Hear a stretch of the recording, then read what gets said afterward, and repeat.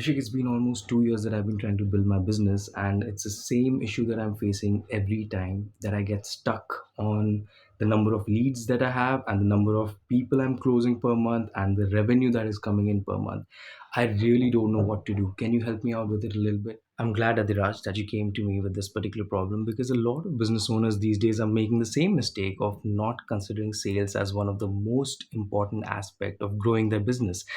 Because even if you're able to do a lot of lead generation, if you're able to do a lot of inbound marketing, a lot of SEO, etc., website building, but if you don't close the deals, there's no money in the bank and there's no revenue. So I'm going to lay down a few ground rules that definitely every business owner should be doing.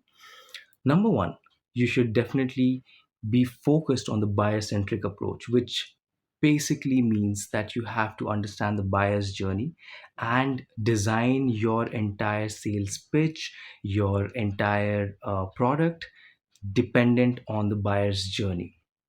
You have to definitely understand the current practice. This is the second point.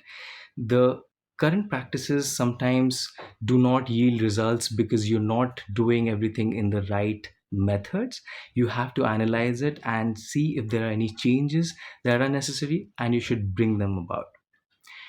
Thirdly, you should definitely set proper goals that in the next 1 month, my revenue stream should go up by 2x, my number of sales or the number of products sold, quantities, SPUs, SKUs sold out should be at least 1000, 2000, 10,000.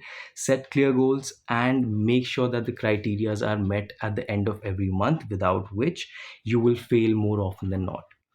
You have to have a proper industry consideration, tailor your process to specific industry standards, and then make sure that you are compliant with all of them, with all the processes, so that at the end of it, when you finally deliver the product, there is no specific uh, miss misses, and your product is actually growing further.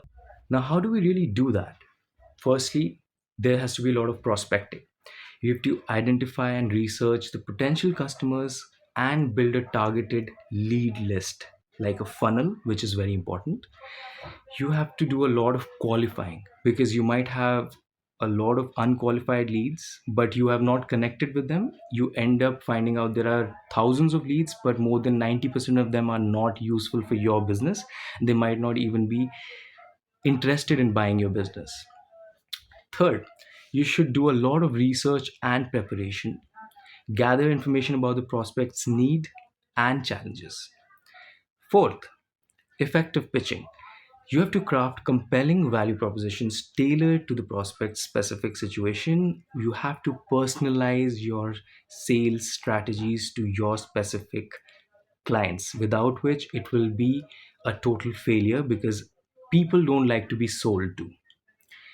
Fifth, you should be very adept at handling objections. Anticipate and address concerns with clear and confident responses. It is okay to be rejected, or it is okay to that your product faces some objections, but you should have the correct answers to face those and come up with a proper solution. Most important, sixth point, closing the deal. Make sure that you negotiate and secure agreements, and you make sure that you use the rehash technique. That you can also call it upselling. That if your product is sold for 1000, definitely make sure that you try to pitch for two products for 1000, so that you increase your sales at every closure. And one of the most important things, nurturing, the seventh point, nurturing and retention. You should make sure that a lot of customer success is done. Customer success and key account management, people forget, is the most important part in any company's journey. If you keep going for new clients and you do not focus on the people you have already closed, and you're not giving them proper resolutions, more often than not, those people will give you bad reviews, and bad reviews will give you bad advertising and bad PR, and you will end up losing your product. So definitely make these choices to the best of your knowledge, and make sure that you prioritize sales along with the marketing and other aspects of your growing journey. Follow for more such educational content, and let me know if you want me to talk about something else in the next video. Thank you so much.